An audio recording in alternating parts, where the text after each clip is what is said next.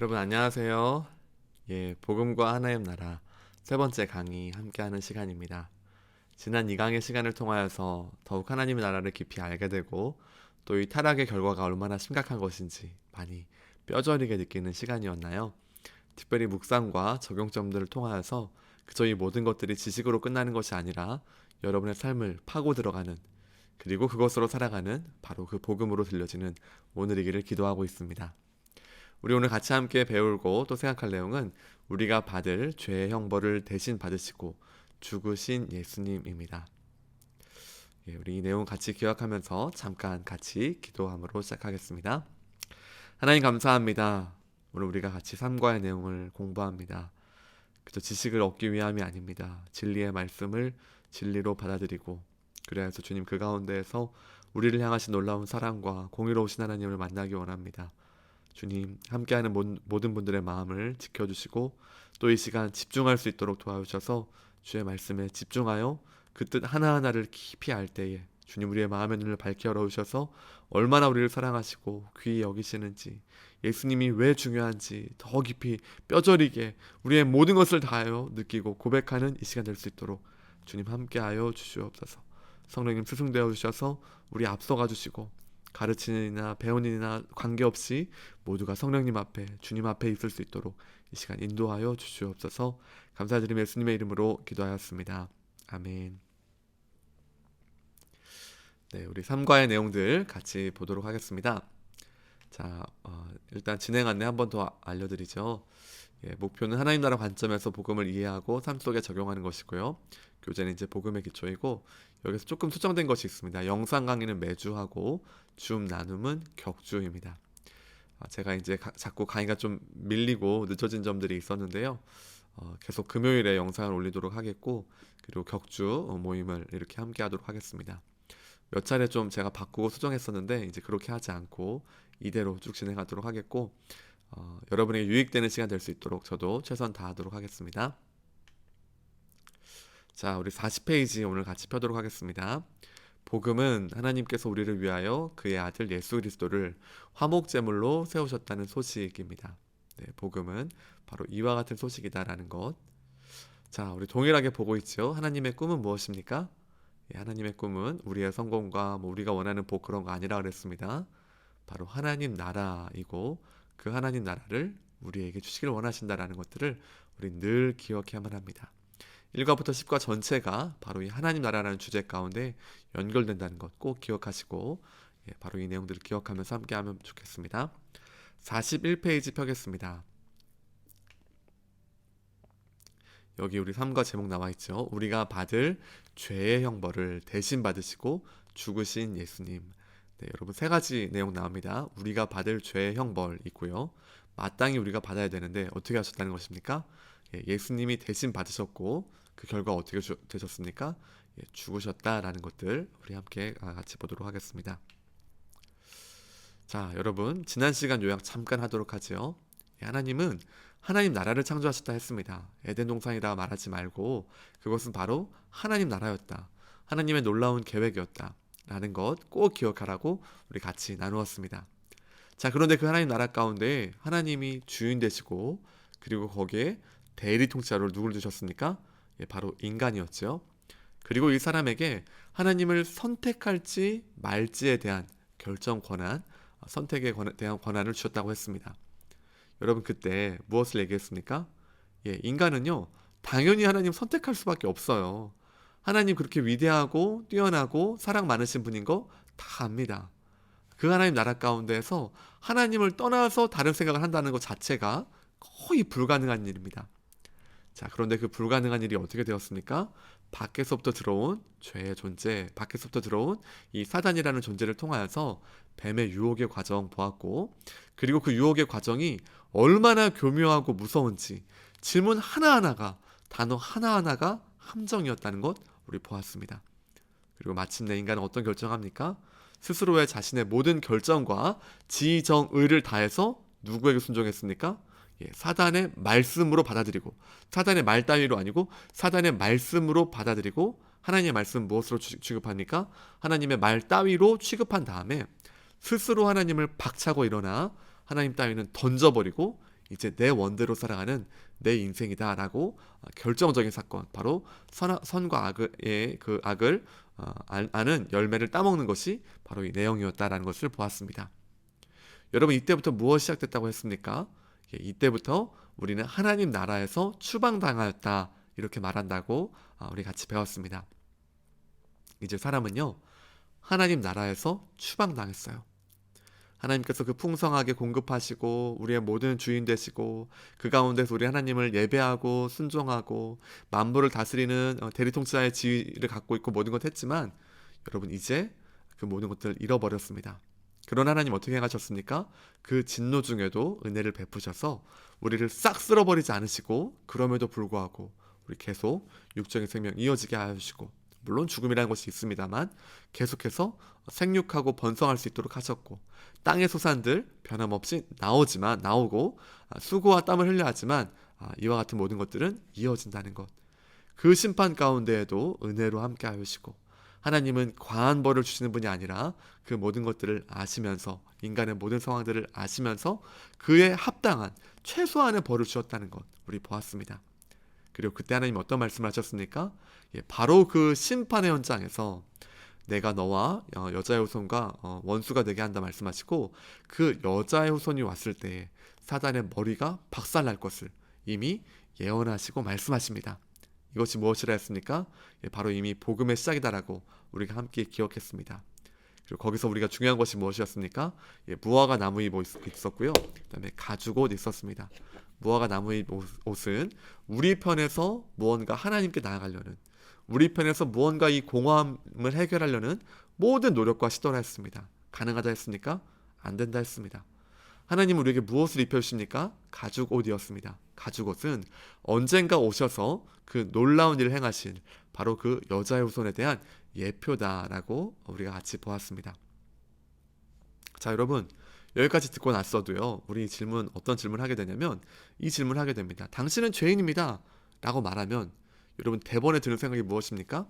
아니, 내가 무얼 그리 잘못했다고, 그래도 착하게 살려고 애썼고 지금까지 노력해서 여기까지 왔는데 무슨 큰일이라도 난 것처럼 왜 그럽니까? 하나님을 모르는 사람들의 기본적인 반응이 바로 이런 것이고, 또 심지어는 교회를 다니면서도 복음을 듣는다라고 말하면서도 이 생각을 할 때가 우리 사실 많이 있습니다. 아니, 뭘 그렇게 난리라고, 우리 지금 세상이 완전히 무너졌습니까? 그런 것도 아니고, 사방을 다 돌아보면 어떻습니까? 오늘 하루도 그냥 이렇게 살아가고, 좀 쉽지 않은 인생이지만 이렇게 살아가는 게 인생이지 뭐라고 생각할 수 있는데, 무엇이 난리라고 이렇게 막 성경은 말하고, 너는 죄인이야 말하고, 너는 끝났어 이런 것들을 계속 말하는지에 대해서 때때로 납득이 안 될 때가 있는 것입니다. 자, 일단 요 생각을 한다는 것 자체가 무엇이냐면요, 선과 악에 대한 기준이 아직도 우리 기준이라는 거죠. 지금 여러분, 보통요, 그 큰 범죄를 저지른 사람 있잖아요. 이런 사람들은요, 어떤 사람들은 이 개념이 없는 사람도 있습니다. 엄청난 범죄, 막 거의 무기징역이나 거의 엄청난 범죄를 한 사람도 여러분, 때때로는요, 이게 범죄라고? 이까짓 게 어떻다라고 생각하는 경향이 있죠. 여러분 잘 알죠? 그래서 우리는 뉴스에 그런 어떤 잘못된 사람들 볼 때마다, 야, 저 사람은 진짜 나쁜 사람이다라고 생각하는 경우들이 있습니다. 여러분, 성경이 볼 때요, 지금 이와 같은 생각, 지금 위에 있는 생각을 하는 사람들에 대해서 마치 우리가 그런 뉴스에 나오는 사람들을 보는 것과 똑같은 관점으로 바라본다는 겁니다. 기준이 어디냐는 거예요. 기준이. 여러분, 지금 이 위에 있는 말풍선처럼 말한다는 것, 이와 같이 생각한다는 것 자체가 무엇이냐면요, 선과 악을 아는 그 열매를 먹은 사람으로서의 존재임을 증명하는 겁니다. 기준이 어디에 있어요? 철저히 나 중심입니다. 철저히 나 중심. 여러분, 죄는 뭐라 했습니까? 자기 중심성이라 했습니다. 죄는 무슨 거짓말하고 다른 것 이전에 여러분 뼈에 사무치게 들어야 됩니다. 죄의 기본적인 가장 중요한 것은 자기 중심성. 그 가장 높은 자리에 나를 두는 것. 하나님 그분을 인정하지 않는 것. 제1계명. 그분을 나의 주인으로 인정하지 않고 내가 주인이야, 내 중심대로 살 거야 라는 것 자체가 죄라 했습니다. 그리고 이 죄는 어떤 죄입니까? 이 한 번의 죄만으로도 죽을 죄라고요. 죽을 죄. 심판받아 마땅하고 지옥 불구덩이에 들어가서 불쏘시개가 돼도 마땅한. 너무 비참한 표현입니까? 아니요. 성경은요, 바로 인간 존재에 대해서 이렇게 말하고 있는 것이에요. 여러분, 자, 그러므로 우리 여기 내용을 한번 보시면요, 처음에 아담과 하와가 선과 악을 아는 열매를 먹습니다. 너무 잔인한 장면이라 레고로 표현됐습니다. 자, 그 다음 일어난 일이 무엇입니까? 그 다음 일어난 일, 여기 가인과 아벨인데요. 가인이 아벨을 시기하고 질투합니다. 하나님이 자신의 예배를 받지 않으셨어요. 그리고 아벨의 예배만 받으셨습니다. 그러자 가인의 마음에 분노가 있었죠. 그 다음 언젠가 저 아벨, 내 동생 죽여야지 생각합니다. 여러분, 그런 다음에 어떻게 하냐면 동생을 이렇게 죽이려고 때립니다. 여러분, 사람을 죽일 듯이 때리려면 어떻게 하면 될까요? 야, 우리 뭐 꿀밤 때리듯이 야, 이렇게 하면 사람이 죽을까요? 아닙니다. 거의 뭐 돌멩이로요, 사람이 아니다 생각하고 물건이다 생각하고 찍어 눌러야지 사람이 죽겠죠. 지금 가인은요, 바로 아담과 하와 바로 다음 자손인 가인과 아벨 때에 어떤 범죄가 일어나고 있습니까? 무슨 우리가 생각하는 가벼운 어떤 죄악, 여러분, 이것도 우리 기준인데요, 하나님 보시기에 가벼운 죄가 없습니다. 모든 죄악은 다 죽을 죄입니다. 자, 그러나 우리가 보기에도 이건 너무너무 심각해. 현대 이 세상의 법으로 따졌을 때도 너무너무 심각한 법 중에 하나, 죄 중에 하나가 바로 살인이죠. 가인이요, 아벨을 죽일 마음을 품고 그 다음 죽으라고 때립니다. 자, 그 다음 어떻게 됩니까? 실제로 아벨이 죽임을 당하죠. 바로 그 다음 때에 나오는, 자, 죄를 범하고 나서 하나님을 떠나고 내 인생의 주인 나야 라고 선언한 그 다음 때에 일어나는 일이 뭐냐면 바로 살인입니다. 여러분, 죄가 이렇게 무섭습니다. 그냥 뭐 물질 문명이 발달하면서, 여러분, 핸드폰이라는 건 옛날 사람들 생각하지도 못했겠지요. 한참 후에 발달해서 이렇게 되는 것이 바로 이제 문명인데요. 여러분, 죄는요, 무슨 이런 발달 과정 아무것도 없습니다. 그냥 단번에 최고치의 죄악을 바로 지어버립니다. 그 최고치라는 기준도 물론 여러분 지금 들을 때 이렇게 이해하신 거 맞죠? 우리 인간의 기준입니다. 하나님 보시기에는 살인하는 마음 품은 것 자체가 이미 살인이라 말씀하십니다. 가인은요, 아벨을 쳐서 죽이기까지 합니다. 여러분, 사람은 어떤 존재라 했습니까? 사람은요, 하나님의 형상이죠. 그 형상으로 지어진 존재를 감히 이 사람으로서 하나님의 다스림과 뜻을 무시한 채 내 뜻과 내 마음과 맞지 않다고 하여서 내 옆에 사람을 죽이는 것, 이 말이 되는 얘기입니까? 말도 안 되는 얘기입니다. 죄인만 할 수 있는 행동입니다. 바로 이렇게 범죄합니다. 자, 그 다음 보겠습니다. 이제 이 마치 개인의 범죄와도 같았던 것이 어떻게 되냐면 점점 커지는 것을 봅니다. 가인이 아벨을 쳤고요, 마침내 사람을 죽였고요, 그 다음에 이제 죄악들이 쭉쭉쭉쭉쭉 가서 어디까지 가냐면, 여러분, 하나님이 이런 표현이 나오죠. 이제 개역 이제 한글판 성경에서는 사람을 지으심을 후회하신다, 이런 표현이 나옵니다. 여러분, 하나님의 계획과 모든 것에는 후회가 없으세요. 우리 인간이 알아들을 수 있는 표현으로 적으셨을 뿐입니다. 하나님이 인간을 만드시고 그 생각에 모든 것이 죄악이 넘치도록 있는 것들을 보시면서 물로써 심판하십니다. 그리고 노아 가족만이 다 살아남게 되죠. 여러분, 이때의 의도는 무엇입니까? 인간을 완전히 괴멸시키고 끝내버리시려는 것입니까? 아니에요, 여러분. 이 심판을 통해서 이제 노아로부터 시작되는 새로운 자손들만큼은 하나님을 주인으로 인정하고 죄를 죄로 바라보고 다시금 그 에덴 동산에 하나님과 함께 동행했던 그 하나님 나라를 회복하기를 원하시는 마음으로 지금 이 잘못된 모습들, 이 모든 것들을 물로써 심판하시는 것입니다. 많은 사람들이 이것을 보면서 어떻게 사람을 죽입니까? 라고 말합니다. 여러분, 아니에요. 하나님은요, 죽이기도 하시고 살리기도 하시는 권한이 있다고 했습니다. 이미 아담 때에 완전히 심판하시는 게 당연한데요, 여기까지 기다리셨다가 그럼에도 불구하고 어떻게 다시 한번 이 노아 때를 통하여서 새롭게 인류가 일어나길 바라시면서 물로써 심판하십니다. 여러분, 두려운 것이 있는데요, 물로 심판하면 그 다음 성경 구절이 어떻게 나오면 참 좋을까요?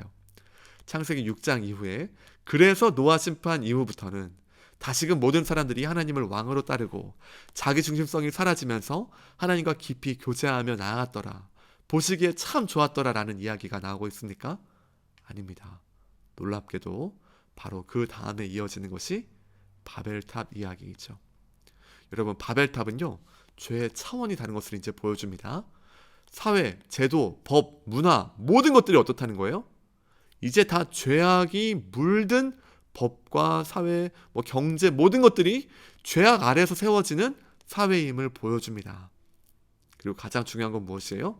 그들이 이렇게 말하죠. 야, 이거 까딱하다가 우리가 흩어지겠는데? 우리 이름을 좀 내야겠는데? 우리가 모여야겠는데? 그러기 위해서 높은 이 탑을 쌓고 흩어짐을 면하자. 이거 무슨 뜻입니까? 야, 하나님 완전히 배제하고 어차피 우리 힘으로 살아야 되니까, 어차피 자기중심성을 가진 우리끼리 인간의 힘으로 살아야 되니까 어떻게 해야 된다는 거예요? 더 똘똘 뭉쳐서 그 죄성을 갖고 우리가 원하는 탐욕과 우리의 마음대로 살아보자 라는 그 모든 최종 결과물이 바벨탑입니다. 여러분, 그래서요, 이 바벨탑은 참으로 무서운 것이에요. 하나님을 감히 대적하고요. 이제 여기 여러분 이 내용에서는요, 그 안중에 하나님이란 존재 자체도 없는 것이에요. 하나님 높아? 우리가 더 높아지면 돼. 물론 여러분 지금 여기서 높이 지었던 이 바벨탑 자체가 지금 시대 가운데 엄청나게 높은 것은 아닐 것입니다.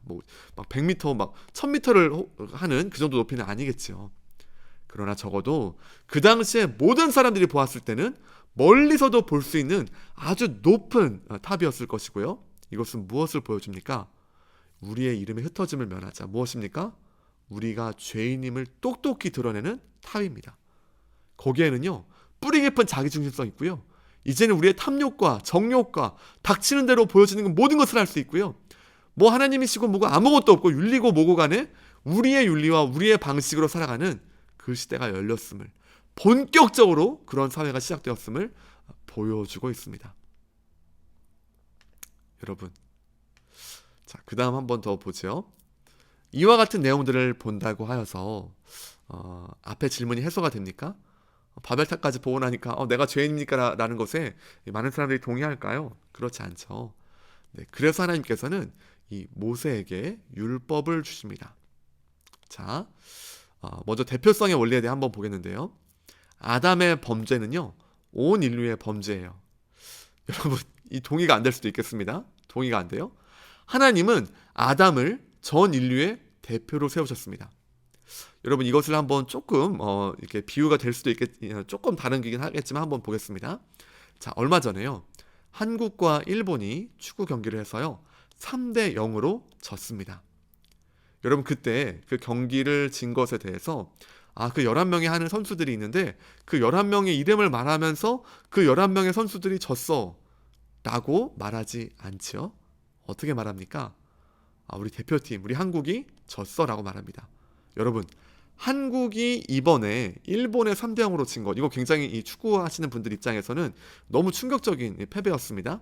자, 이것은 축구에 대해 전혀 관계가 없는 분도 있겠죠. 자, 그런 분들 입장에서는 이 축구가 됐든지 말든지 아무 관계도 없겠죠. 여러분, 아무 관심이 없는 사람이 있다고 하여서 우리가 축구를 한국 대표팀이 진 것이 사실이 아닙니까? 변함없습니다.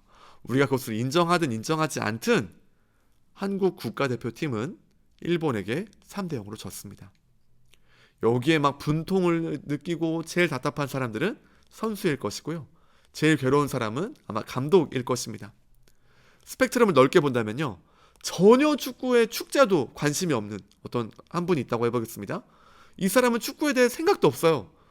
자, 근데 그 사람한테 말하는 것이죠. 한국이 일본한테 3대 0으로 졌습니다. 이렇게 말하면 그거 나랑 무슨 상관이 있나요? 나는 그거 인정 안 할 건데? 라고 말한다고 해서 이 사실이 번복될 수 있냐는 것입니다. 아니죠. 자, 축구 경기 같은 것은요, 져도 되고 이겨도 됩니다. 자, 그런데 나라가 무슨 파산이 난다든지 아니면 나라에 어떤 재해가 있다든지 이런 것들은요, 이제 우리에게도 직접적으로 영향이 있는 것이 되죠. 자, 가장 충격적인 사건이 무엇이냐면 바로 이와 같은 관점을 보았을 때 아담이 인류의 대표가 되어서 하나님 앞에서 범죄했다는 것은 인류 전체가 하나님 앞에 범죄했다는 것이요, 그리고 그 결과는 오늘 우리에게까지 치명적인 결과가 이어진다는 점입니다. 성경은 그래서 이렇게 말합니다. 오늘 우리가 읽는 그 내용에 나오죠. 자, 42페이지 이제 보시면 이런 내용들이 있습니다. 로마서 3장 10절에 이런 말씀이 있죠. 의인은 기록된 바 의인은 없나니 하나도 없으며 깨닫는 자도 없고 하나님을 찾는 자도 없고 다 치우쳐 함께 무익하게 되고 선을 행하는 자는 없나니 하나도 없도다. 여러분, 성경에 제일 중요한 게 뭐냐면 하나도 없다는 거예요. 여기에 만약에 한 명만 있도다 하면 어떻게 착각할까요? 읽으면서 나지 나 여기 한 명 있다더니 나구나 라고 모든 사람들이 성경을 읽으면서 착각할 겁니다. 난 좀 착하지, 난 좀 말 잘 들었지, 나 정도는 뭐 우인이지 라고 생각하는 사람들 수두룩 빽빽합니다. 여러분, 그래서 성경은 아예 처음부터 정확히 말하는 겁니다. 의인은 없나니 하나도 없다.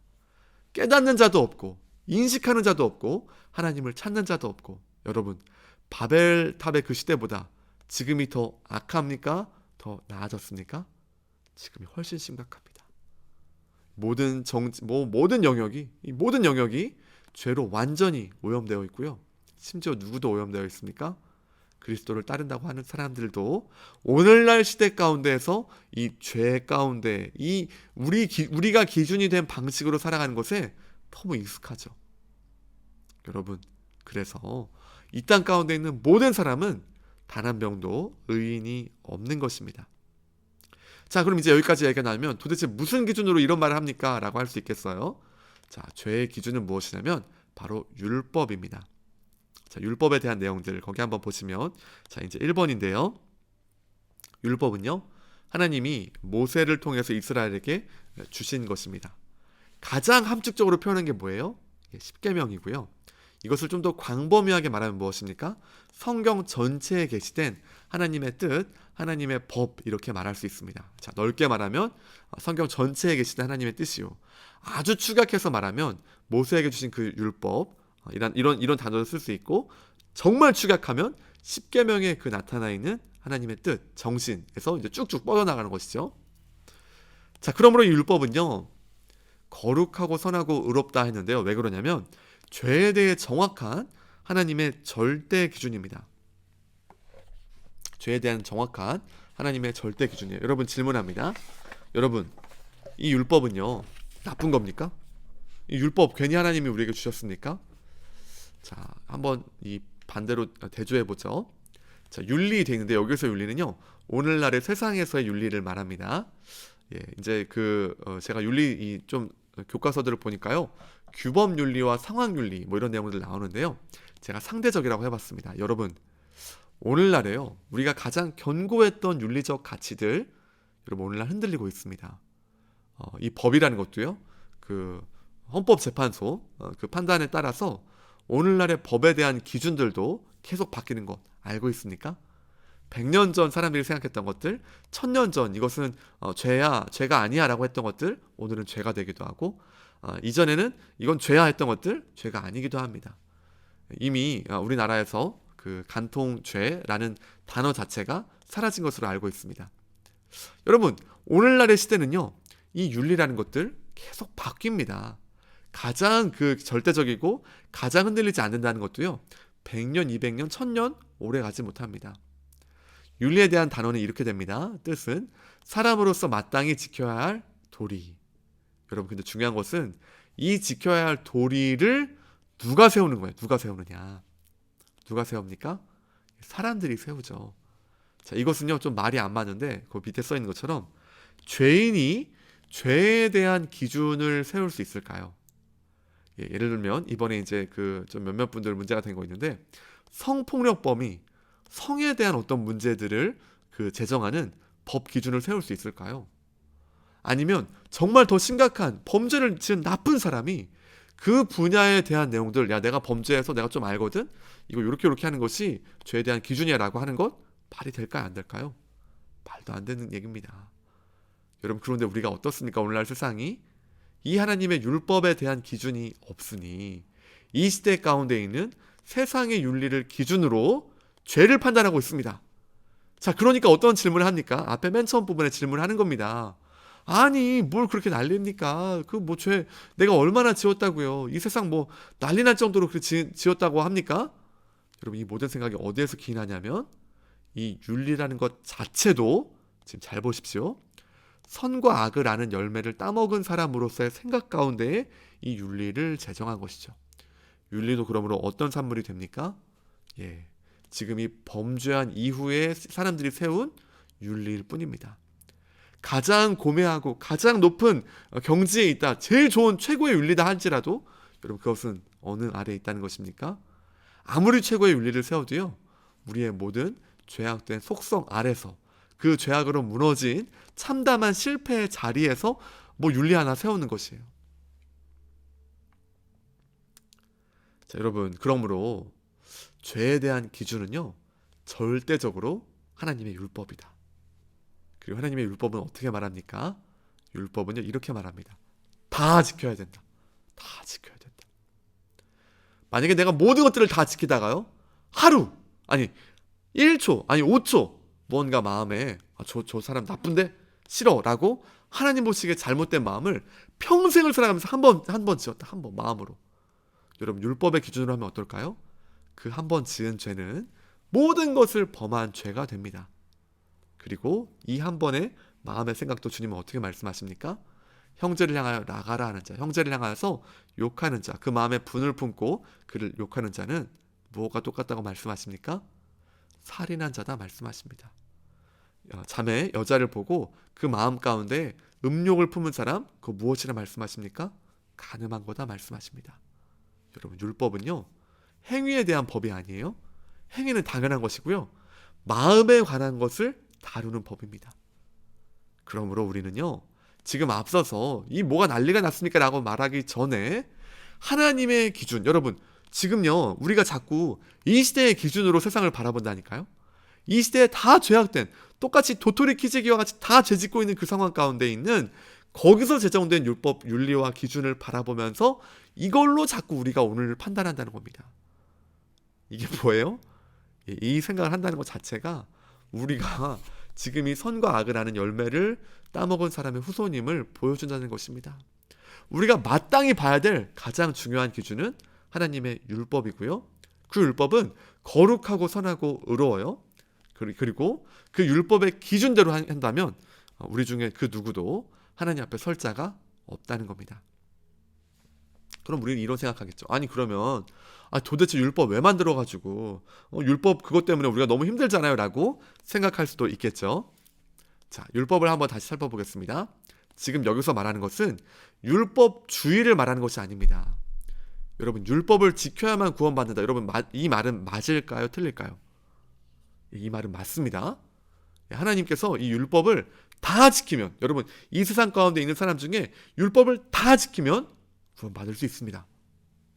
그런데 여러분, 율법을 다 지킨 사람 있습니까? 아무도 없습니다. 예수님 외에는 아무도 없습니다. 자, 두 번째 보죠. 우리는 그 율법 다 지킬 수 있다 라고 생각했던 사람들이 누굽니까? 바로 예수님 당시에 있었던 바리새인 서기관들이에요. 이 사람들은요, 지금 1번, 2번 생각 가운데 완전히 빠져있는 겁니다. 우리가 율법 지켜야 돼.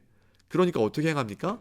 이 율법을 바라보면서 율법을 통해서 내 죄악들을 바라보는 것이 아니라 내가 죄인이구나, 주님에는 소망 없구나 나가는 것이 아니라 율법 어떻게 지켜야 돼, 어떻게든 도무지 따라갈 수 없는 이 하나님의 기준, 이미 죄악된 속성으로 다 무너진 존재가 감히 이것을 행하려고 한다는 것이죠. 이제 갓 수영을 한번 물속에 한번 들어갔던 사람이 태평양을 건너려고 하는 것입니다. 그것이 얼마나 큰 깊이인지를 모른다는 것이죠. 여러분, 그리고 율법주의는 무엇이냐면 어마어마한 착각이에요. 율법을 통해서 무언가 구원받는 생각, 그리고 이 율법을 다 지킴으로써 우리는 무엇을 얻어낼 수 있다는 그런 어마어마한 착각입니다. 한국 교회 안에서도요, 율법주의는 잘못된 것입니다. 전통적인 교회일수록 이런 율법주의에 대한 모습들이 많이 있습니다. 규율을 정하는 것이죠. 암묵적으로 아무도 말하진 않지만 그렇게 해야만 돼 하는 것이죠. 여러분, 그런데 더 중요한 것은 율법의 정신입니다. 어떤 내용을 근거로, 어떤 하나님의 말씀의 내용을 근거로 그렇게 살려고 하는 것인가, 그리고 그 동기는 무엇인가, 여러 면들을 살펴보아야만 합니다. 그러나 지금 여기서 말하는 것은, 우리가 이제 같이 다루는 것은 율법 자체입니다. 여러분, 율법주의는 배격하고 잘못된 것이지만 율법 자체는 옳은 것이에요. 모든 사람에게는 순종할 의무가 있고요, 우리의 부패와 무능력의 문제이지 율법 자체의 문제가 있지 않습니다. 왜 그렇습니까? 율법은요, 하나님의 법이에요. 하나님의 뜻이 계시되어 있어요. 율법을 봐야지만 하나님이 어떤 분이신지를 알아요. 무엇을 좋아하시고 무엇을 싫어하시고 하나님이 무엇을 원하시는지 무엇을 원치 않으시는지를 율법을 통해서만 알 수 있습니다. 그러므로 율법을 지키고자 하는 것은 그 동기가 창조주 하나님을 하나님으로 인정하는 것이라면 맞는 방향이지만 이것을 통해서 무언가 내가 구원을 받고 이것으로 무언가 성취하게 산다면 잘못된 것입니다. 조금 어렵죠. 하나님은 그래서 율법을 기준으로 하여서 사람을 판단하신다는 것입니다. 그래서 율법이 우리에게 주어졌고요. 그러므로 우리는 여기 1번의 내용 로마서 7장 12절 있는 것처럼 율법은 거룩하고 계명도 거룩하고 의롭고 선합니다. 자, 이제 두 번째 보겠습니다.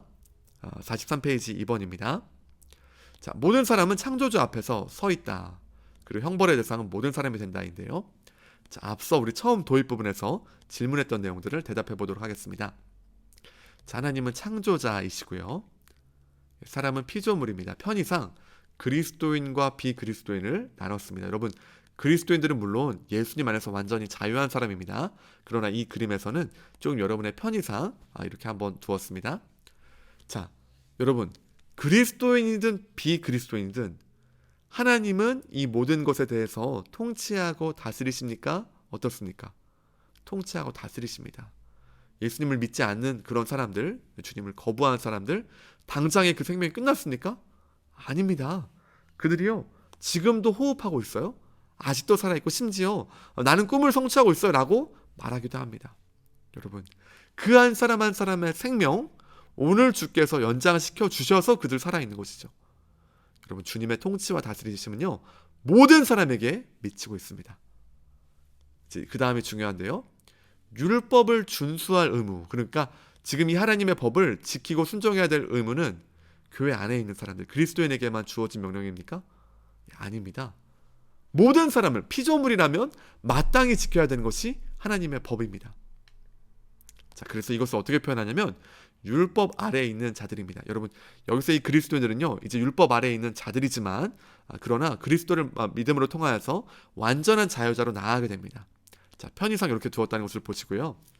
율법 아래에 있는 모든 사람들, 그것은 그리스도 밖에 있는 사람들까지도 포함한다는 것이고, 그들 모두도 율법 준수에 의무가 있다는 것이에요. 아까 말씀드렸어요. 축구 경기를 갔다가 3대0으로 졌는데 나는 축구 모르는데요? 그런 데 상관없다는 게 아니었습니다. 더 좀 예를 들자면, 심각한 예를 들자면 우리가 일제강점기를 보냈었죠. 국권을 잃었습니다. 모든 사람들이 힘들었습니다. 자, 그때 어떤 한 사람은 나는요, 그 일본이 지금 우리나라를 지배하는 거 모르는데요? 지금 뭐 그런 거 나랑 상관없는데요? 라고 한다면 그 사람에게는 예외적으로 적용됐습니까? 아니죠. 우리 이 한국에 있는 모든 사람들 피눈물을 흘리면서 괴로워했던 시간이 바로 그때였고, 이에 대해서 인지하든 못하든 지금 그 주권이 뺏긴 것은 이미 사실이었던 것이죠.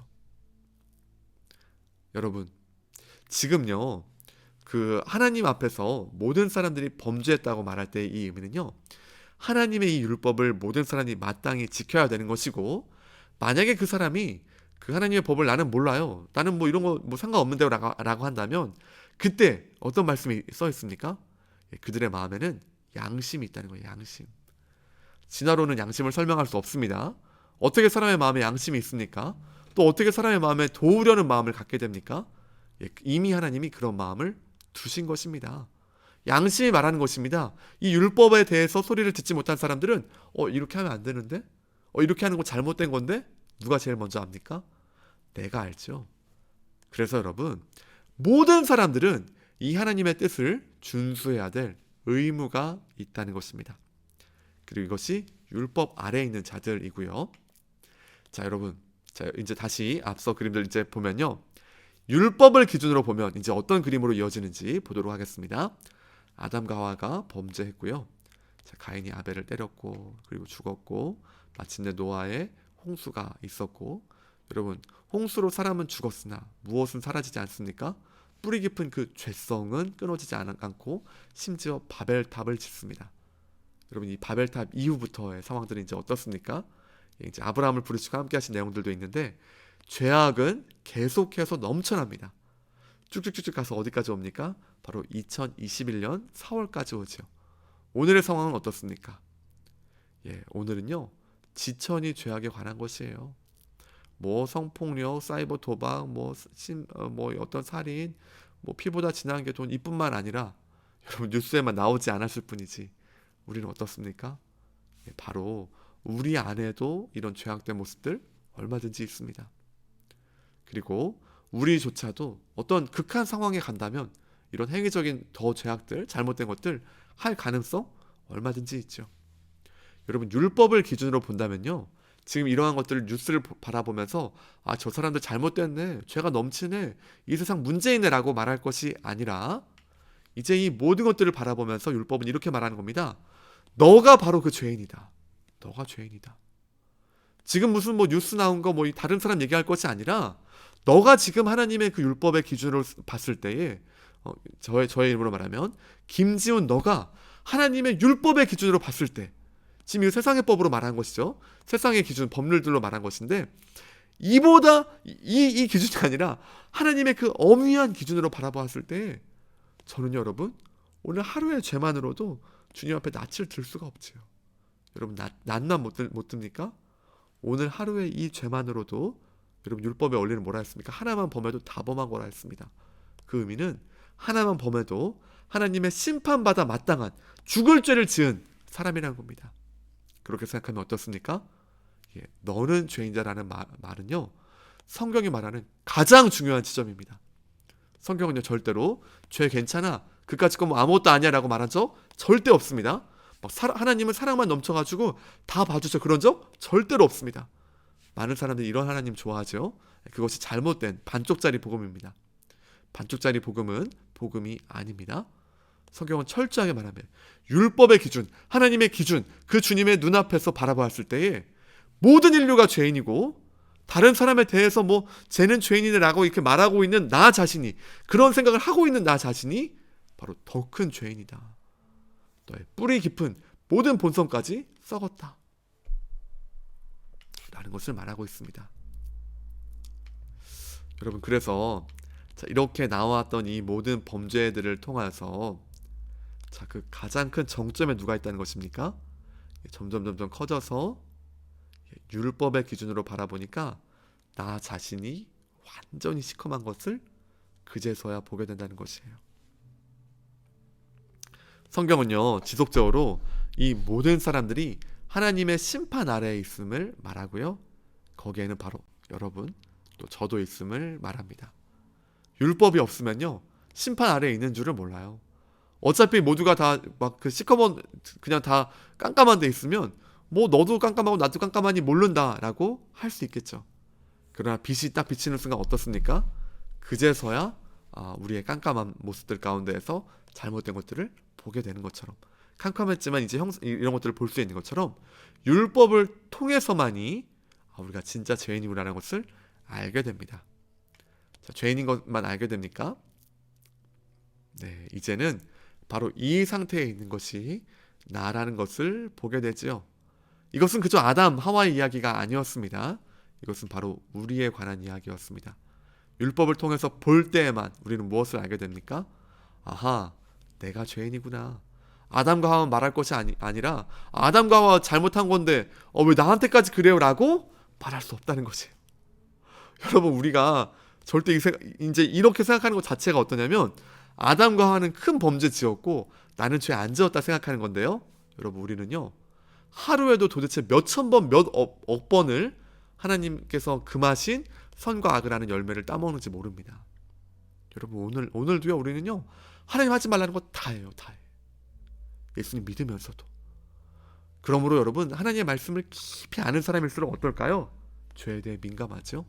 율법을 깊이 알면 알수록 어떻게 될까요? 빛이 더 깊이 캄캄한 데에 비추면 비칠수록 어떨까요? 먼지 하나까지 보이게 됩니다. 여러분, 그래서 율법은 너무 중요합니다. 율법이 없이는요, 죄가 죄인 줄을 모르고요, 더 중요한 것, 이 죄가 죄인 줄을 알고 하나님의 진노 아래 있고 만물의 노예되고 외로움과 경쟁이 있고 죄의 지배, 사탄의 노예되었다는 것을 율법을 통해서만 알게 됩니다. 자, 그런데 세 번째 43페이지 3번 봅니다. 43페이지 3번 보시면 자, 이제 어떤 심정이 되겠습니까? 라고 말했는데요. 죄인의 특징을 두 가지를 말해보겠습니다. 예, 죄인의 특징 두 가지.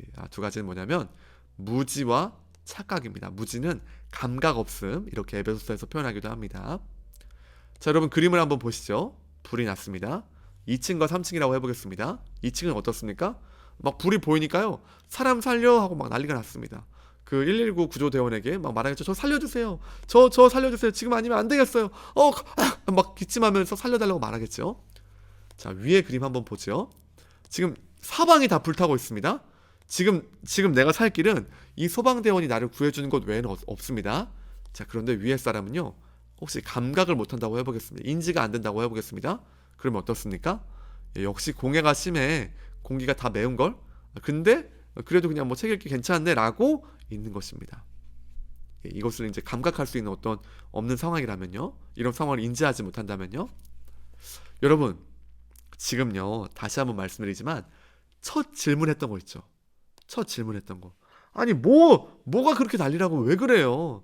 아니 뭐 그냥 잘 사는데 왜 그래요? 라고 하는 사람들은 무엇을 모르고 있냐면 하나님의 엄중한 진노가 얼마나 잔인하고 무서운 것인지를 모릅니다. 하나님은요 죄에 대해 진노하세요. 죄를 그냥 무시할 수 없다니까요. 이 죄 지은 인간에 대해서 너 죄 지었구나, 죄만 쏙 빼고 너 살려줄게, 이거 안 된다는 거예요. 우리는 어떻습니까? 이미 죄와 하나 된 존재예요. 하나 된 존재. 우리는요 다 심판받아야 되고 그 심판의 가장 최종적인 결과는 무엇입니까? 예, 하나님 나라에서 추방, 그 진노와 모든 것들을 받는, 저주를 받는 존재가 되었다는 거예요. 착각은 그래서 무엇입니까? 그냥 여기서 열심히 살면 되지 뭐, 이게 제일 무서운 겁니다. 내 꿈 이루며 살면 되지 뭐, 여기에서 한평생 그냥 좀 떵떵거리면서 자유롭게 살면 되지 뭐, 혹은 이런 생각할 수도 있겠죠. 소박하게 그냥 여기서 주어진 삶 열심히 살면 되지. 여러분, 떵떵거리며 살면 되지 한 사람은 떵떵거리며 살면 되지 하면서 착각 가운데 사는 것이고요, 소박하게 내 꿈 이루면서 단란한 가족 이루고 여기서 이렇게 살면 되지 하는 사람은 소박하게 주님 떠나 있는 것입니다. 소박하게 주님 떠나서 착각하고 있는 것이에요. 여러분, 이것은요 어떤 모습을 갖든지 간에 하나님을 떠난 것 자체가, 하나님을 떠나서 죄악된 속성을 가진 것 자체가 죄이기 때문에 이 모든 것은 바로 이 무지와 착각에서 나오는 것이다라고 볼 수 있습니다. 마땅한 반응은 무엇일까요? 오히려 절망이에요. 절망. 야, 이거 살 길이 전혀 없구나. 나 지금 이 죄라는 것, 이 깊은 이 율법에 읽으면 읽을수록 속이 갑갑하고 내 존재가 이런 것이었다고? 살 길이 전혀 없네. 다시 뭐 이 영혼이 뭐 이렇게 회복될 길 자체가 없네. 아니 더 심각하고 나는 죽었네. 이미 죽었네라는 것을 절망하는 것이죠. 두 번째 무엇입니까? 탄식하는 것이에요. 이 세상까지 살아가는 것 자체가 무엇입니까? 헛되고 헛된 인생이에요. 바람을 다 잡으려 하는 것입니다. 오늘의 욕망과 원하는 것들 다 추구하는 것, 이게 다 뭐라는 거예요? 다 의미 없는 것들, 덧없음, 인생의 괴로움, 이런 것들을 아는 것이 율법의 그 빛 안에서 우리가 읽어내고 알게 되는 것입니다. 죄인은요 하나님을 떠나 있는 사람은 이것을 모르고 있습니다. 오히려 마땅한 반응, 우리의 마음의 눈이 열리면 마땅한 반응이 무엇이냐면 절망하고 탄식하는 것입니다. 무엇에 대해서요? 내 존재됨, 내 죄악의 깊음, 도저히 해결할 수 없는, 아니 태평양 뭐 우주와도 비교할 수 없는, 이거 어떻게 이 죄범한 것들을 우리가 해결할 수 있겠습니까? 이것을 해결할 수 없음에 절망하고 탄식하는 것이 정상적인 반응입니다. 자, 여러분, 그래서 이것을 피할 길이 없다면 우리는 어떤 심정이 되겠습니까? 네, 이 그림은요, 지금 탕자가 돼지 돼지를 치면서 있는 그림인데요. 렘브란트가 그렸던 그림으로 보여집니다. 이 그림을 보시면요, 참 비참하게 표현되어 있습니다. 간략하게 써 있는데요. 탕자가 참 야위였고요. 표정과 여러 가지가 참 이렇게 심연에 빠져 있는 모습, 절망과 탄식 아래 있음을 보게 됩니다. 마치 이와 같다는 것이에요. 율법을 갖다 댈 때, 율법의 내용들, 율법의 그 렌즈로 오늘 우리의 모습들을 바라볼 때에만 우리는 무엇을 알게 되냐면, 오늘 말씀과 같이 이렇게 고백하죠. 이에 스스로 돌이켜 이르되 내 아버지에게는 양식이 풍족한 품꾼이 얼마나 많은가. 나는 여기서 줄여 죽는구나. 여러분, 율법의 그 기준을 볼 때에만 야, 나 여기서 진짜 죽었구나. 뭐 그냥 뭐 죽을 수도 있고 안 죽을 수도 있고 이런 게 아니고, 그 사단이 했던 그 죽을까 하노라 그런 거 아니고 죽었구나. 끝났구나. 그리고 무엇을 알게 됩니까? 하나님 얼마나 좋은 분이실까. 그분이 얼마나 풍요로운 공급자이신가. 그분과 함께하는 것이 얼마나 행복한 것인가를 율법을 통해서만 보게 된다는 것입니다. 여러분, 그래서 자, 이 내용들을 이제 정리하시면요, 율법은요 절대 악한 것이 아니고, 이 율법의 기준을 통하여서 하나님은 그 사람들에게 죄를 알리셨다. 그리고 율법을 볼 때에만 죄의 결과가 사망이라는 것을 알게 된다는 것입니다. 네, 다양한 얘기 더 많이 좀 있는데 일단 그런 내용들 뒷부분에서 다시 하기로 하고요. 여러분 45페이지 같이 펴도록 하겠습니다. 44페이지 내용들을 꼭 한번 읽어보시기 바랍니다. 자, 복음 곧 화목제물 대신 예수 그리스도 되어 있습니다. 지금은요 로마서 3장 21절에서 25절 한번 같이 읽겠습니다. 이제는 율법 외에 하나님의 한 의가 나타났으니 율법과 선지자들에게 증거를 받은 것이라. 곧 예수 그리스도를 믿음으로 말미암아 모든 믿는 자에게 미치는 하나님의 의인이 차별이 없느니라. 모든 사람이 죄를 범하였음에 하나님의 영광에 이르지 못하더니 그리스도 예수 안에 있는 속량으로 말미암아 하나님의 은혜로 값없이 의롭다 하심을 얻은 자 되었느니라.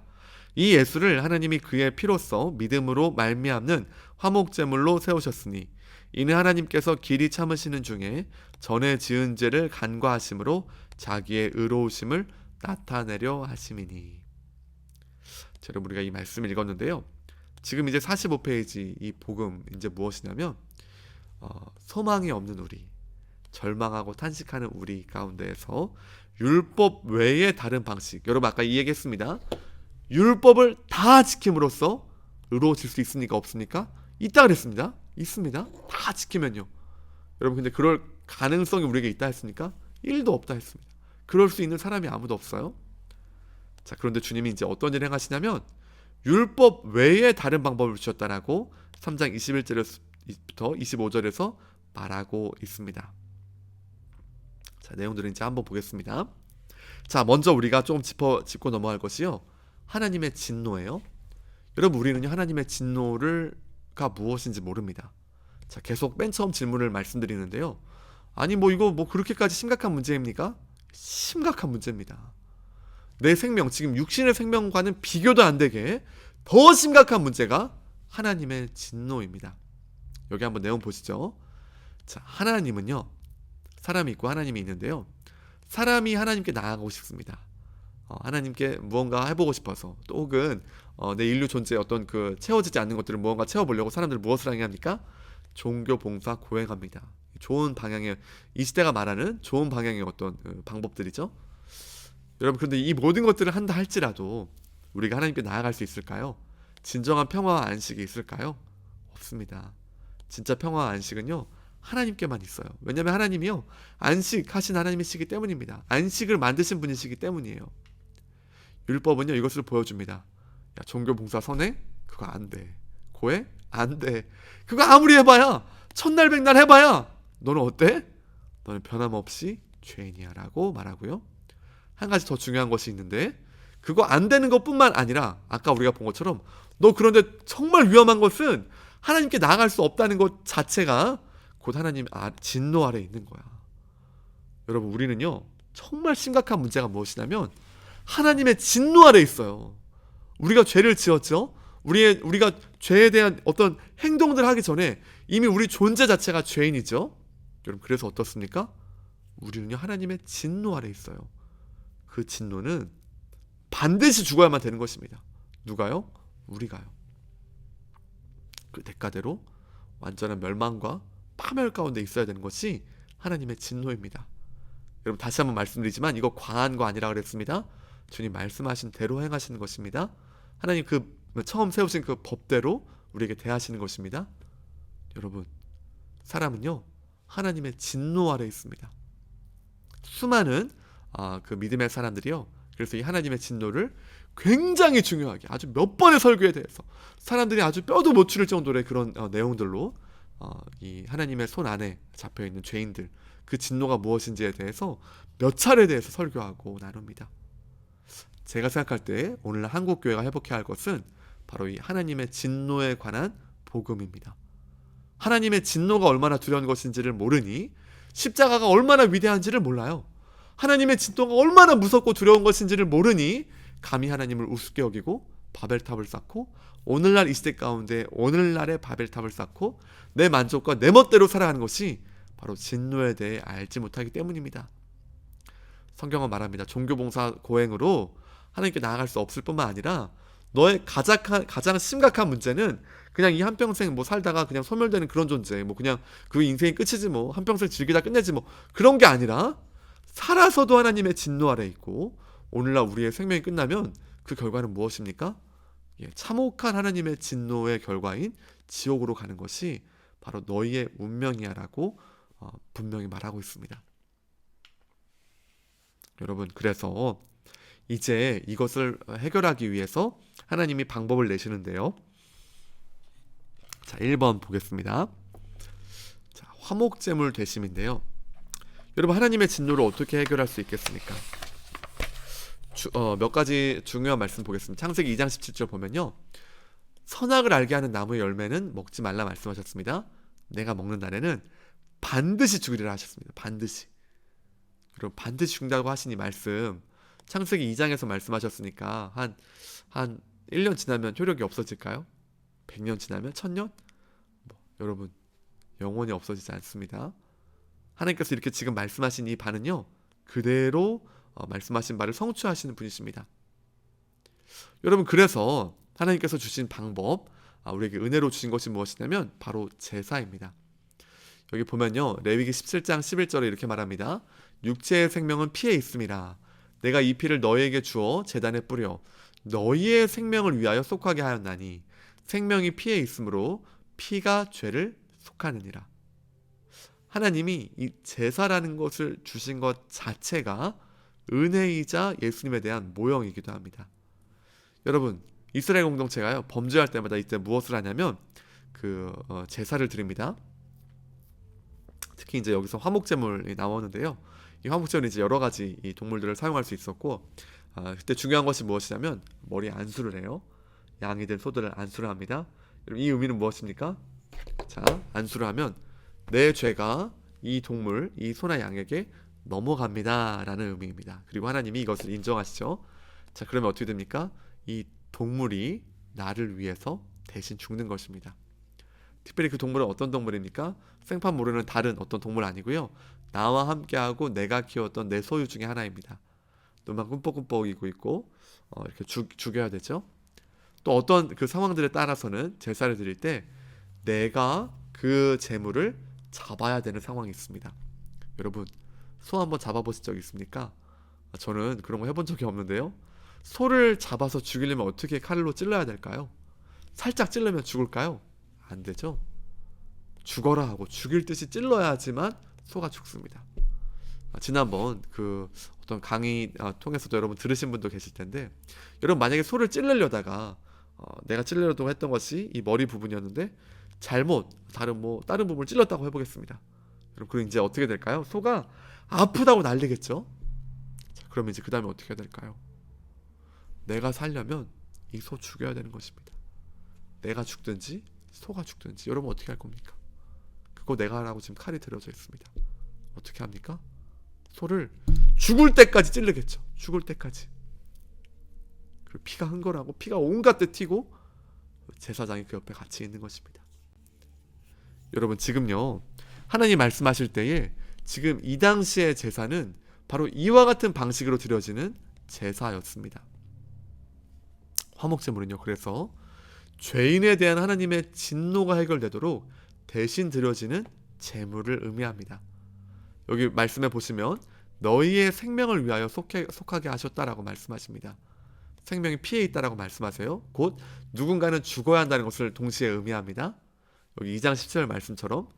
여러분, 그러므로 지금 어떤 동물이 죽는다는 것은요, 우리와 하나님과의 관계를 화목하게 하기 위해서 하나님의 진노가 해결돼야 되는데, 그 진노를 이 동물이 다 받고 대신 죽였다는 것을 의미합니다. 문제는 무엇입니까? 내가 오늘 죄 있고 내일 또 죄 짓습니까? 안 짓습니까? 매일 짓습니다. 죄 지을 때마다 이 동물 가져가야 됩니다. 계속해서 함께하는 것이 바로 이 화목 제물이었던 것이죠. 그것이 구약의 제사였습니다. 자, 여러분, 성경은 이제 무엇을 말하냐면 그 화목 제물 되시는 분이 이제 이 땅에 오셨다는 것을 말하고 있습니다. 자, 그 화목 제물 되신 분이 이 땅에 오셨다는 것인데요. 자, 여러분, 하나님이 이미 약속하셨죠. 여자의 후손은 내 머리를 상하게 할 것이다 라고 이미 말씀하셨습니다.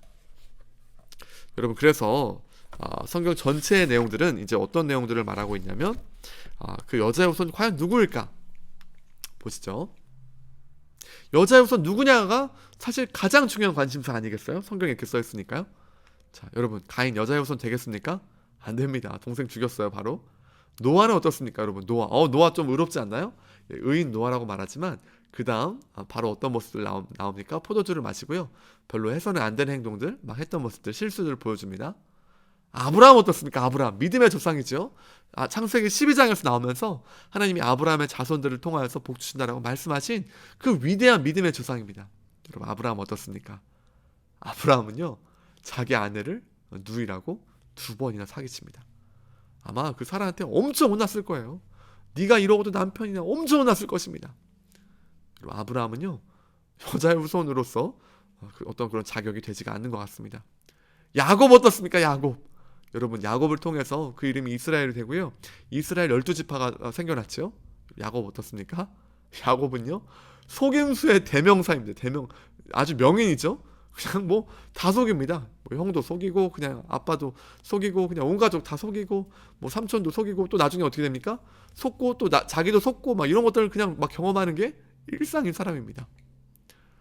요셉 어떻습니까? 요셉은 좀 그래도 이렇게 뭐 좀 특별히 뭐 하자가 없는 거, 어려운 점 없는 거 아닙니까?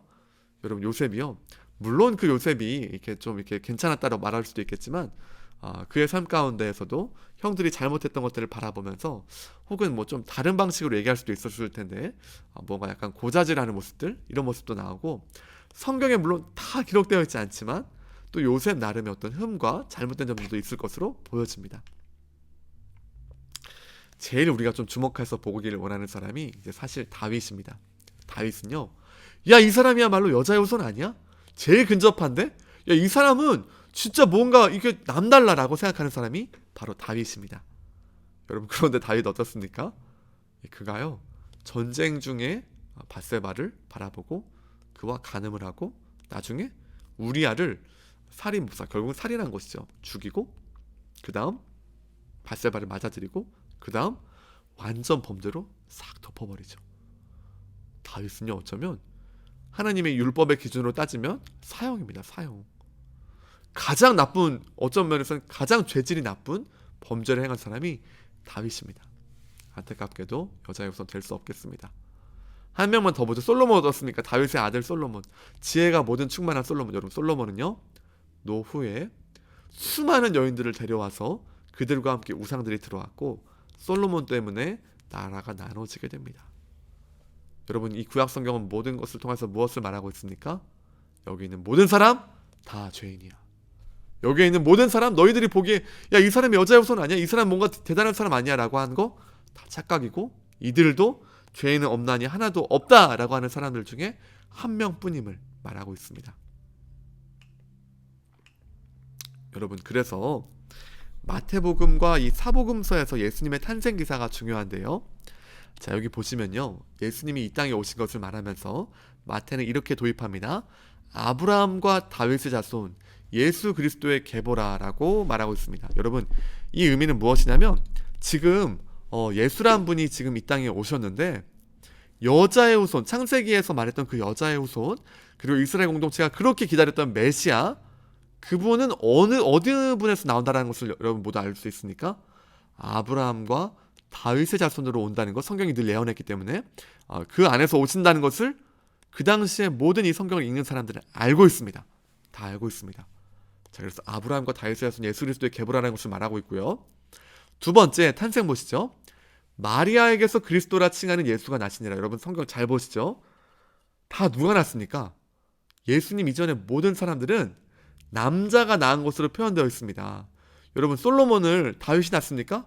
아니에요. 근데도 다윗의 밧세바를 통해서 낳았다라고 말합니다. 모든 본문 쭉쭉 봐보세요. 뭐 아브라함이 이삭을 낳고 이삭이 야곱을 낳고 야곱이 뭐 요셉을 낳고 이 모든 내용들 어떻습니까? 사실은 뭐 무슨 아브라함이 나왔습니까? 사라가 나왔죠. 예, 그리고 뭐 리브가가 나왔죠. 이렇게 표현해야 되는데 그렇게 되어 있지 않고 등장하는 여인들도 함께 통해서 나왔다 이렇게 표현되어 있지 결국 나왔다라는 것은 남자들이 기록되어 있습니다. 자, 그런데 마태복음 1장 16절 이 마지막 때에 와서야 어떤 이야기가 나오냐면 마리아에게서 그리스도라 칭하는 예수가 나셨다. 이것은 이사야에 말씀하신 것처럼 처녀가 잉태하여 아들을 낳을 것이니 그 이름을 임마누엘이라 하리라 하신 그 말씀의 성취이기도 하고 동시에 이분은 지금 어떤 분임을 이 구약 성경을 아는 사람들은 직감적으로 알 수 있을까요? 예, 바로 이 말씀이 바로 생각나는 것입니다. 여자의 후손은 내 머리를 상하게 할 것이요. 여러분 그러셨죠? 하나님 그렇게 말씀하셨습니다. 그렇게 기다렸던 여자의 후손 혹시 이분 아니야? 이 생각할 수 있겠죠. 여러분 지금 마태는 어떤 마음으로 이거 기록하고 있습니까?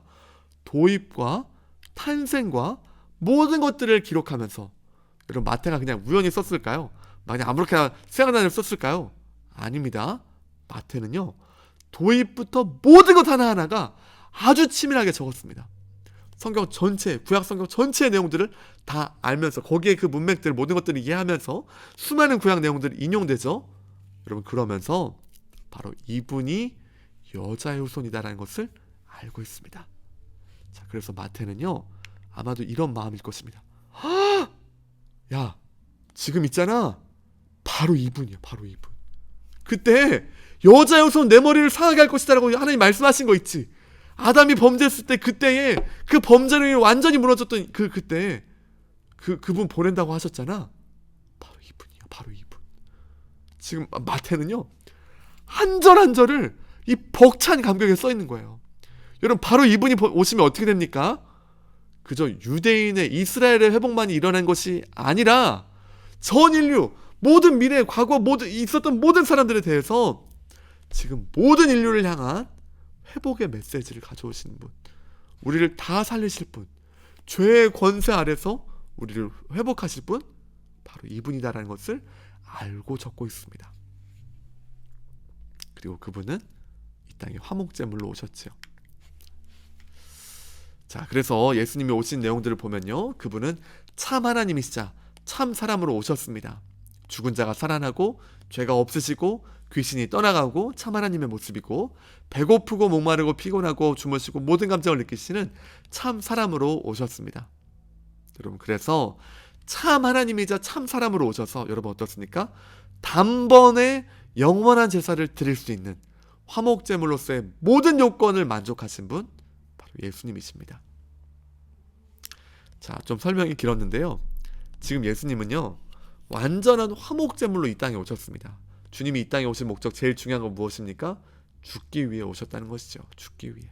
그리고 성경은 말하는 것입니다. 그분은 화목제물로서의 요건 완전히 만족한다는 것입니다. 자, 이제 2번 보겠습니다. 속량에 대해 한번 얘기해 보겠는데요. 예수님이 이런 말씀을 하십니다. 인자가 온 것은 섬김을 받으려 함이 아니라 도리어 섬기려 하고 자기 목숨을 많은 사람의 대속물로 주려 한다. 주님은요 이미 주님이 이 땅에 오신 목적을 분명히 말씀하십니다. 대속물 무엇입니까? 대신 속죄하는 제물 되신다는 뜻입니다. 다음 내용 한번 더 보죠. 여러분 그 속량의 자리가 어디입니까? 십자가입니다. 십자가. 여러분 십자가를 생각하면 우리는 어떤 생각합니까? 십자가 뭐 찬양하고 십자가 말하고 또 이제 부활주일 고난주간 지나면서 예수님이 이렇게 죽으셨지 참 슬프다 이런 얘기를 많이 하게 되는데요. 원래 그 당시에 사람들의 이미지 가운데 십자가는 어떤 의미를 갖냐면요, 십자가는 그냥 사형 틀이에요. 무슨 아름답고 뭐 장식고리를 하고 뭐 이렇게 뭐 어떤 뭐 이렇게 모양을 갖고 뭐 목걸이나 뭐 어떤 이런 어떤 액세서리 그런 것들 전혀 생각 없고요. 오늘날로 좀 더 와닿게 말한다면 예를 들면 전기 의자 같은 겁니다. 전기 의자, 단두대 같은 것이에요. 그보다 더 잔인한 것을 생각하면 됩니다. 십자가가 왜 잔인하냐면요, 가기 전에 채찍이, 뼈 조각과 쇠구슬이 달려있는 여러 가지 줄이 있습니다. 줄이 이렇게 있고요. 거기에 뼈 조각이 달려져 있어요. 다 날카롭죠. 자, 그래서 이것을 몸에 후려칩니다. 자, 맞을 때도 아프지만 더 아픈 것은 언제입니까? 뗄 때 아프게 되어 있습니다. 살점이 같이 이렇게 되어 있는 이런 부분들 같이 긁어져 나오죠. 이렇게 떼어져서 나오죠. 속까지 쑥 들어갔다가 피부의 어떤 그 이 겉부분이라면 이 깊이 쑥 들어갔다가 여기를 긁으면서 싹 나오는 엄청난 고통이 있습니다. 예수님은요, 이미 채찍을 너무 많이 맞으셔서 이미 그때 이미 거의 다 죽을 정도로 거의 뭐 그런 상황이 되셨죠.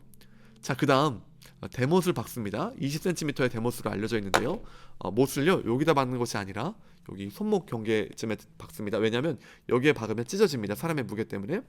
여기에 대못을 박습니다. 여러분, 이 못을요 여기에 박는다 생각해 보시면요, 얼마나 아플까요? 저는요, 문에 좀만 찧어도 너무 아픕니다. 자, 예수님이요 20cm 되는 대못을 한번 충격을 팍 할 때 어마어마한 소리를 지르셨겠죠? 저는 뭐 감당할 수도 없을 것 같습니다. 하나하나 박을 때도 아프고요. 그것을 이쪽 손목에만 박습니까? 한 손, 왼손, 그 다음 발에도 박습니다. 발에. 뼈가 다 으스러지면서 그냥 막 깨 들어가면서 들어가겠죠? 자, 그 다음에 이 박혀진 채로 온 십자가가 그대로 올라갑니다. 그러면 그 다음에 어떻게 될까요?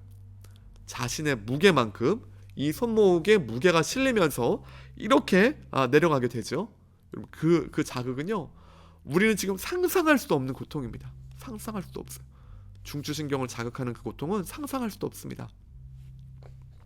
자, 그리고 많은 학자들이 이런 얘기를 합니다. 정말 더 큰 고통은 호흡곤란이었다. 호흡곤란. 여러분, 예수님이 이렇게 있는 상황에서 이미 피를 많이 흘리시고, 피를 흘려서 어떤 그 빈혈성 쇼크도 막 이렇게 오시면서 기절하기도 하시고, 어떤 괴로움 가운데 있으시고 이렇게 하시다가 정말 괴로운 것은 이제 숨을 쉴 수가 없다는 거예요. 숨을 쉴 수가 없어. 여러분, 지금 우리는 이게 횡격막의 움직임 뭐 이렇게 해서 숨을 다 쉴 수 있습니다. 자, 그런데 십자가에 달리신 다음에 숨을 이렇게 하는, 몸을 올리는 동작, 이렇게 올리는 동작 자체가 한번 할 때마다 엄청난 괴로움이죠. 나중에 어떻게 될까요? 올리는 동작 자체가 안 돼서 마지막 죽음은 질식사에 이르게 된다라고 말하게 됩니다. 자, 그리고 예수님의 고통과 그 슬픔은 어떤 의미를 갖냐면요, 더 큰 슬픔은 그저 이렇게 죽으신 정도가 아니라 그분의 어떤 그 속량, 그 대가지불은요, 육신의 죽음도 물론 괴로움이시겠죠. 당연히 괴롭습니다. 그러나 그와 같은 죽음을 또 누구도 당했습니까? 사실 그 양옆에 있는 십자가에 달려있는 사람도 똑같은 육신적 고통을 당했습니다. 엄청난 고통인 건 맞습니다만 어떤 다른 인간들도 경험했던 고통 중에 하나라는 것입니다. 물론 우리는 생각할 수도 없는 고통이죠. 그러나 그렇게 겪은 사람들도 있다는 것입니다. 자, 오히려 그보다 더 큰 고통은, 예수님의 진짜 고통과 슬픔은 바로 그 상황 가운데에서 하나님의 진노 아래서 심판받으셨다는 거예요. 하나님의 진노 아래. 그 죽음은 자신이 죄인이어서 죽으신 죽음이 아니라 우리 모든 사람들의 죄를 위하여서 죽으시는 형벌 대속적 죽음이셨고, 자, 그리고 여기서 무엇이라 말씀하십니까? 나의 하나님, 나의 하나님, 어찌하여 나를 버리셨나이까? 라고 말합니다. 여러분, 이는요, 하나님이 그 자리에서, 그 십자가에서 철저하게 하나님이 예수님을 징벌하시고 심판하시고 진노하시고 하나님의 얼굴을 완전히 돌려버리시고, 예수님에 대해서 더 이상 사랑과 그 어떤 그 은혜와 눈빛이 아니라 죄인, 마치 진짜 참혹한 죄를 지은 우리 존재와 똑같이 그렇게 참혹한 심판을 내리셨다는 것입니다. 그래서 여러분, 그때 예수님은 거기서 무엇을 경험하십니까? 하나님과의 관계 단절을 경험하십니다. 오늘날 우리가 생각할 때 하나님과의 관계 단절, 그거 뭐 뭐 어떻습니까? 뭐 아무렇지도 않은데요 라고 생각하는 그 하나님과의 관계 단절을 그 십자가상에서 그 짧은 시간, 어쩌면 우리가 보기엔 그 짧은 시간을 경험하시면서도 주님은 말하시는 것입니다. 나의 하나님, 나의 하나님, 어찌하여 나를 버리시나이까라고 절규하시면서, 육신의 고통도 물론 괴롭고 힘드시지만 하나님과의 떼어진다는 것, 이것 자체가 얼마나 괴롭고 슬픈지를 주님은 여기서 고백하고 있습니다. 여러분, 예수님께서 대가를 지불하신 이 속량은요, 하나님의 진노 아래 심판받으심이고요, 이것은 하나님과의 관계 단절, 그리고 하나님께서 그 완전히 예수님을 버리심을 의미합니다.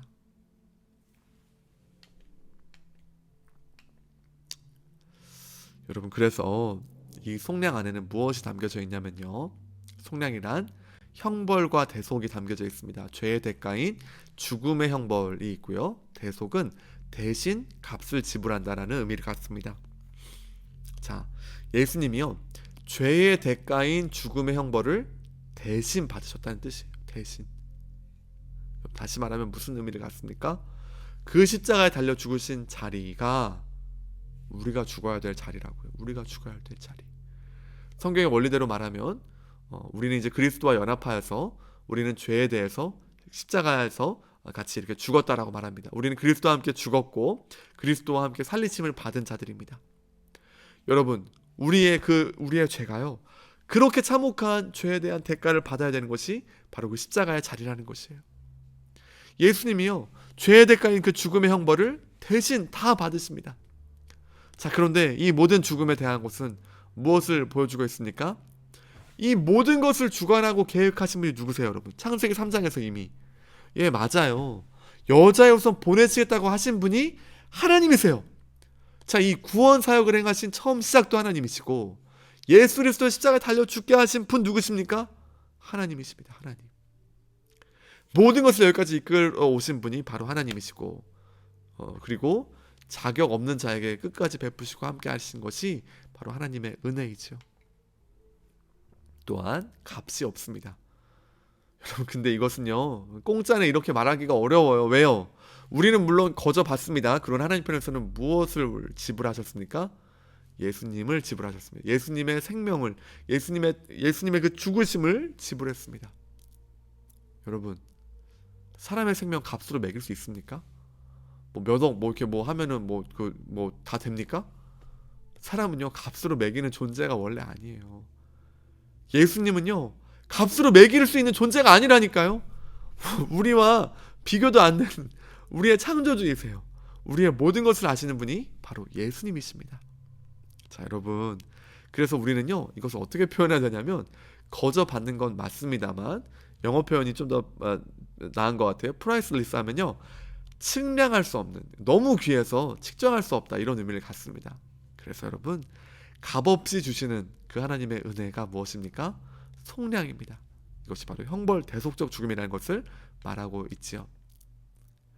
자, 여러분, 이제 우리에게 이 속량에 대해서 무엇인가를 분명히 알았다면, 그럼 이제 당연한 질문이 무엇이 돼야겠습니까? 나도 그 속량, 그 예수님의 십자가, 그 죽으심 어떻게 어떻게 좀 받아들일 수 있습니까? 라고 아마도 말할 것입니다.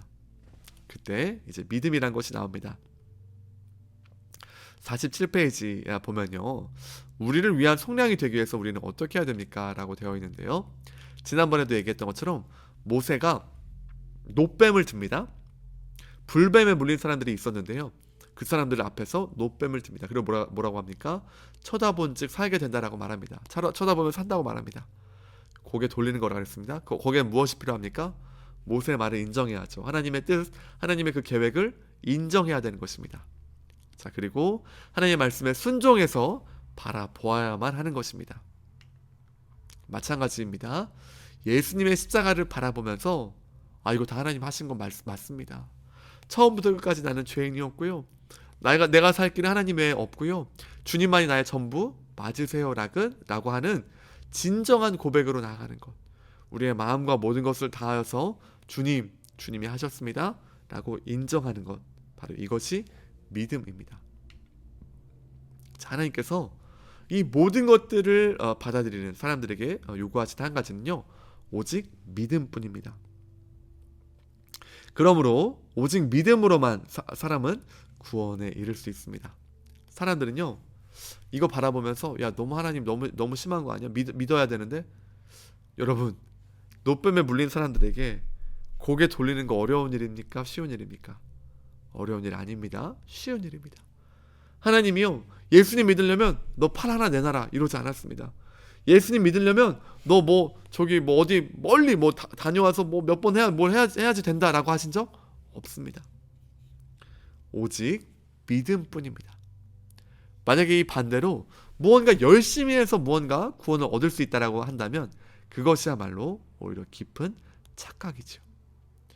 지금 성경이 말하는 바로 이 믿음이란 것은 성경이 말하는 모든 내용들을 받아들이고 하나님이 하셨습니다라고 고백하는 것, 그것만을 주님은 요구하시는 유일한 한 가지입니다. 네, 이제 49페이지 보겠습니다. 자, 여기까지 내용을 보시면요, 마지막 내용인데요, 하나님의 공의와 사랑이신 예수 그리스도입니다. 자, 여러분, 다시 한번 혹시 여러분 마음에 질문할 수 있는 내용들을 다시 해보겠습니다. 꼭 그렇게 죽으실 필요가 있습니까? 여러분, 질문이 마음에 있습니까? 없습니까? 저는 있다고 봅니다. 예수님을 믿으면서도, 십자가를 믿는다라고 말하면서도 우리 가슴 한켠에 이 질문이 있어. 아니 꼭 그렇게까지 죽으실 필요가 있습니까? 여러분, 이 질문을 한다는 것은 어떤 의미를 갖는지 다시 설명드립니다. 자, 죄악을 바라보실 때요, 하나님은요, 공의의 하나님이시고 또한 사랑의 하나님이십니다. 주님은요, 죄에 대해서 마땅히 진노하시고 심판하고 저주하셔야 돼요. 그리고 동시에 이 사람이라는 존재를 하나님 형상으로 만드셨기 때문에 긍휼히 여기시고 견딜 수 없는 슬픔이 있는 것은 사실입니다. 여러분, 그런데요, 어떠한 경우에도 이 공의를 무너뜨릴 수는 없습니다. 공의. 지금 이제 어떤 범죄에 대한 어떤 기준들이 너무 낮아진 것에 대해서 사람들이 굉장히 화를 많이 내고 있는데요. 여러분, 정말 올바른 법관은요, 잘못된 것에 대해서 잘못됐다라고 말해야 됩니다. 10년형이면 10년형을 해야 되고요, 무기징역이면 무기징역을 선고해야 올바른 법관입니다. 오히려 그것을 바라보면서 내 아들이군, 내 사랑하는 가족이군, 좀 봐줘야겠어 한다면 어떻습니까? 그 사람이야말로 정말 나쁜 법관이 되겠죠. 주님은요, 절대로 이 공의를 저버릴 수 있는 분이 아니세요. 왜냐? 주님이 공의로우신 하나님이시기 때문입니다. 자, 그러므로 대가 없는 죄사함, 다시 말해 꼭 그렇게 죽으실 필요 없이 한 번만 봐주면 되지 않습니까? 라고 한다는 것은 하나님의 공의를 몰라서 그렇습니다. 공의의 하나님을 부정하는 것이에요. 반드시 그리라 하신 그 말씀 그대로 지키시는 분인 것 모르기 때문입니다. 여러분, 이것을 지키지 않는 하나님은 존재하지 않죠. 그런 하나님 없습니다. 하나님은요, 공의를 반드시 지키시고 우리 모든 것들을, 선악간의 모든 것들을 하나님의 그 기준대로 심판하시는 분이십니다. 여러분, 그분은요, 당연히 공의로운 분이세요. 오히려 여러분에게 이 질문을 드리고 싶습니다. 하나님이 꼭 아들을 보내실 필요가 있으신가요? 여러분에게 질문하고 싶습니다. 여러분, 하나님이요, 아들을 보내실 필요가 없어요. 늘 얘기하지만 인간을 그냥 쓸어버리면 됩니다. 다 버려도 우리는 할 말이 없습니다. 그런 하나님 끝까지 우리를 사랑하시고 끝까지 우리를 살리시길 원하셔서요, 그 십자가를 주시고 그 십자가에서 아들 예수 그리스도를 보내시고 거기서 십자가에 죽게 하십니다. 그러므로 십자가는요, 하나님께서 이 세상을 얼마나 사랑하시는지에 대한 증거이고, 이 십자가를 통해서 우리는 무엇을 알게 됩니까? 하나님이 나를 이렇게 용서하시고 또 동시에 그 공의에 만족시킬 만한 모든 죄에 대한 대가를 여기서 진짜 다 받으셨구나 라는 것을 알게 됩니다. 그래서 십자가를 하나님의 지혜라고 하는 것이죠. 자, 50페이지 3번 내용만 마지막으로 같이 보도록 하겠습니다. 여러분, 우리가 이 복음과 하나님 나라를 보면서 좀 여러 가지 내용을 했는데요. 그래서 하나님께서 우리에게 주시려고 하는 것이 무엇입니까? 그것은 바로 이 율법 아래에서 우리가 모두 죄인되었고 하나님의 뜻을 구하지 않고 주님을 떠났었는데요. 자, 이제 하나님은요, 예수 그리스도를 통하여서 그리스도와 이제 연합하게 하시고 하나님 나라를 회복하게 하시고 더 나아가 율법의 그 기준, 하나님의 공의를 만족시키는 방식으로 하나님 나라를 주고자 하십니다. 하나님 나라. 여러분, 하나님과 같이 동행하고 하나님의 자녀되고 대리통치자로 살아가고 한문 공동체를 이루고 이제는 그리스도와 연합한 존재 되어서 더 위대한, 더 놀라운 하나님의 그 나라를 우리에게 주고자 하시는 것이 하나님의 놀라운 계획입니다. 그러므로 예수님께서 이 땅에 오신 것은 그분 자신이 하나님의 나라이시기도 하시고 동시에 그분을 통하여서 우리에게 하나님의 나라가 회복되었다, 이렇게 말할 수 있는 것입니다. 조금 여러 가지 내용들을 많이 생각해 보았는데요. 묵상과 적용에 대한 내용들은 이제 다음 주는 준 모임을 함께 하니까요. 그때 함께 하도록 하고요. 여러분 내용들을 다시 보시면서 예수 그리스도의 십자가가 왜 중요한가, 죄가 왜 심각한가에 대해서 조금은 설명으로 좀 여러분께 좀 풀어서 말씀드렸습니다. 바라기는요, 여러분, 이것이 그저 지식으로만 끝나지 않기 바랍니다. 그렇구나, 내가 정말 죄인이구나, 하나님 그 그리스도의 십자가 아니고서는 내가 하나님 진노 가운데 있구나, 주님에는 소망 없구나, 다시 한번 아시기 바라고, 그래서 십자가가 위대하고 그래서 십자가가 하나님의 놀라운 사랑이구나라는 것들 더 깊이 이해하는, 그리고 거기에 그 가운데에서 우리 마음 다하여 주께 감사하고 특별히 고난주간들 보내시면서 예수님만이 소망이다라는 것을 알아가는, 사랑하는 모든 우리 식구들, 우리 가족들 되기를 원합니다. 예, 우리 같이 잠깐 다시 한번 같이 기도하고 이 시간 마치도록 하겠습니다. 하나님 감사합니다.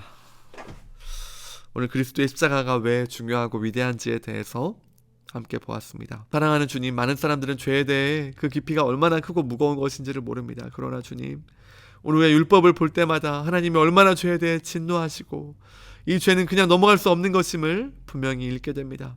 사랑하는 주님, 우리의 마음 가운데 이 말씀을 통해 눈 열어주셔서 죄를 죄로 보게 하시고 우리가 하나님 진노 아래에 있는 그 상황이 얼마나 두렵고 무서운 것인지를 깊이 알 수 있도록 도와주옵소서. 동시에 기도하기는 십자가를 더욱 깊이 있게 바라보기를 원합니다.